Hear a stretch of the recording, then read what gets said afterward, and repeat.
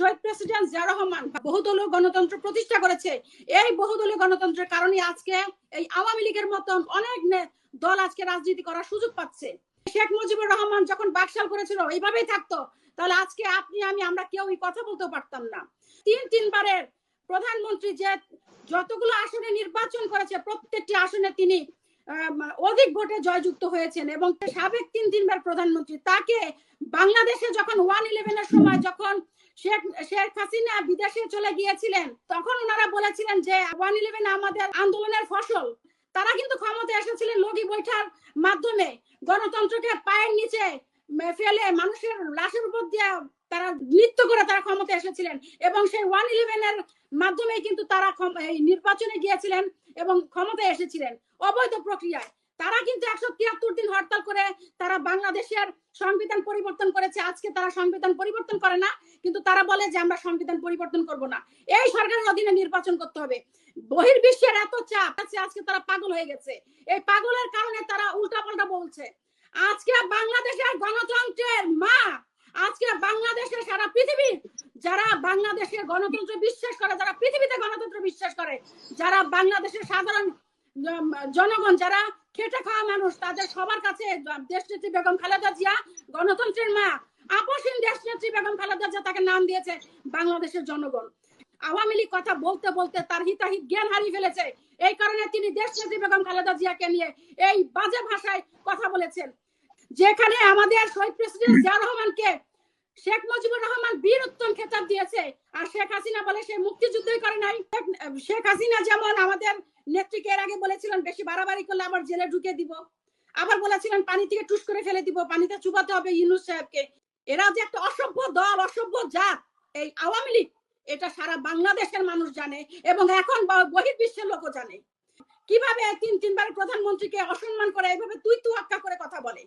তার লেভেলের একজন নেতা কর্মী বা তার নিচু লেভেলের একজন নেতা কর্মীকে বললো সেটা একটা ব্যাপার, কিন্তু সে তিনবারের প্রধানমন্ত্রী, সব থেকে জনপ্রিয় নেত্রী, তাকে নিয়ে কি আমাকে ধন্যবাদ দিচ্ছেন কেন তিনি কথা বলেন? তাকে নিয়ে এই ধরনের কথা বলা আমি মনে করতেছি যে তার অচিরেই তাকে ক্ষমা চাওয়া উচিত। সে যদি ক্ষমা না চায় তার মুখে বাংলাদেশের জনগণ জুতা মারবে, জুতা। এই তুই তামারি করে কথা বলার জন্য খালেদা জিয়াকে তাকে জুতা মারবে বাংলাদেশের জনগণ, এটা আমি বলতে চাই। আরেকটা জিনিস বলতে চাই, তিনি বলেছেন শহীদ প্রেসিডেন্ট জিয়া রহমান নাকি অবৈধভাবে ক্ষমতায় এসেছেন এবং অনেক মানুষ খুন করেছেন এবং তাতে তাদের হাত নাকি রক্তে রঞ্জিত, তারেক রহমানের হাত নাকি রক্তে রঞ্জিত। আমি বলতে চাই শেখ মুজিবুর রহমান যখন ক্ষমতায় ছিল 1972 সালে তখন 46,000 মানুষকে খুন করেছিলেন শেখ মুজিবুর রহমান। 1 এপ্রিলে দৈনিক পূর্বদেশ পত্রিকাতে এসেছিল, আমি আবারও বলছি 1 এপ্রিলে দৈনিক পূর্বদেশ পত্রিকাতে এসেছিল। শেখ মুজিবুর রহমান বলেছিলেন, নির্দেশ দিয়েছিলেন যদি কোনো খুন করা হয় বা নির্যাতন করা হয় তার কোনো বিচার করা হবে না, কারণ সে 46,000 মানুষকে খুন করেছে। যে কারণে সে কিন্তু পুলিশকে নির্দেশ দিয়েছিলেন যে মানে আমার বিরুদ্ধে যদি কেউ কথা বলে তাকে গুলি করে মারা হবে। তো এই হচ্ছে শেখ হাসিনার বাবা, আর এখন যে গুলি করে মারছে পাখির মতো মানুষকে বিএনপি সভা সমাবেশে, এই হচ্ছে শেখ হাসিনা। একই ধারায় প্রবাহিত, একই রক্তে তারা। তো কারা রক্তে হাতে রঞ্জিত করে ক্ষমতায় এসেছে, কারা মানুষের লাশের উপর দিয়ে নৃত্য করে ক্ষমতায় এসেছে বাংলাদেশের জনগণ জানে।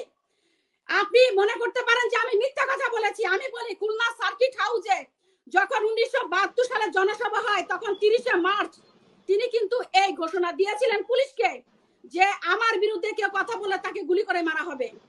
আবারও বলছি খুলনা সার্কিট হাউসে উনি এই কথা বক্তব্য দিয়েছিলেন 1972 সালে 30 মার্চ। যাই হোক, উনি শুধু এই দিকে বলেছে তা না, উনি কিন্তু আরো বক্তব্য দিয়েছে।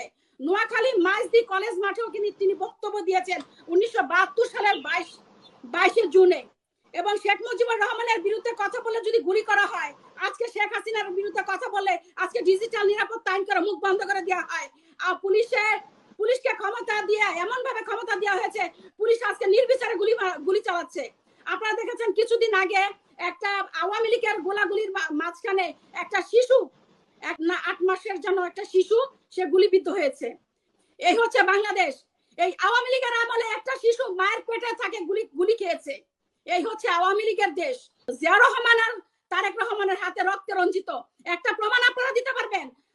এত বাংলা দিয়েছেন, কখনো কোনো মামলার মধ্যে কোনো কিছু প্রমাণ করতে পেরেছেন? কোন দুর্নীতির সাথে জড়িত এমন কোন প্রমাণ আপনারা দিতে পারবেন, কোন অথেন্টিক প্রমাণ দিতে পারবেন না। শুধু মুখ বোলানো কথা বলেই আপনারা খালাস। এগুলা করে কখনো বাংলাদেশের জনগণকে আপনারা ভুলভাল বুঝাতে পারবেন না। আজকে বাংলাদেশের জনগণ বুঝবান হিসেবে তারা অনেক শিক্ষিত। তো এখন আমার কথা হচ্ছে, খালেদা জিয়া নাকি এতিমের টাকা মেরে খেয়েছে, এই 2 কোটি টাকায় মেরে খেয়েছে, এই গান গাইতে গাইতে আপনাদের মুখে ফেনা উঠে যায়। কিন্তু আপনারা আপনাদের সালমান এফ রহমান, আপনাদের এসএলএন গ্রুপ, আপনাদের শেখ সেলিম এগুলা কেন বলেন না? পুতুলের স্বামী ধরা খেয়েছে, পুতুলের স্বামী লক্ষ লক্ষ কোটি কোটি টাকা পাচার করেছে, সেগুলো বলেন না কেন? আজকে বাংলাদেশের সোনার বোর্ড খালি হয়ে যায়, আজকে বাংলাদেশের কোটি কোটি টাকা বিদেশে পাচার হয়ে যায়। আজকে আপনারা দেখেন সুইস ব্যাংকে, আপনারা এই আওয়ামী লীগের আমলে কত টাকা আপনারা সুইস ব্যাংকে আপনাদের গেছে, আপনারা সেই হিসাব রাখেন না? সমস্ত হিসাব তো পেপার পত্রিকা এখন মিডিয়াতে চলে আসে। সজীব ওয়াজেদ জয়ের বিরুদ্ধে মামলা হয় নাই, তাকে ওয়ারেন্ট দেয় নাই।